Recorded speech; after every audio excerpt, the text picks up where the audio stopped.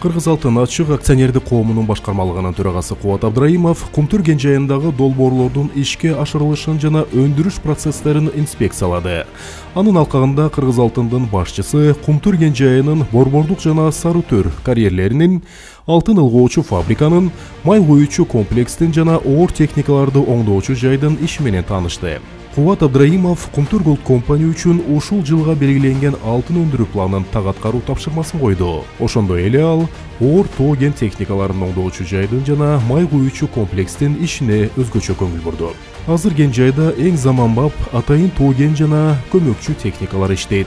Техника бийик тоо шартында, көбүнчө катаал аба ырайында тынымсыз иштегендиктен ар кандай бузулуулар сөзсүз болот. Мында көп нерсе оңдоочу усталардын кесипкөйлүгүнөн көз каранды. Алардын жогорку чеберчилигинен албетте эч ким шектенбейт. Күйүүчү май коюучу комплекске келсек, анын ишке киргизилиши дизель отунун колдонууну көзөмөлдөөнү, күчөтүүгө жана олуттуу каржылык ресурстарды үнөмдөөгө мүмкүндүк бергенин белгилегим келет. Биз мындай жетишкендиктер менен токтоп калбашыбыз керек.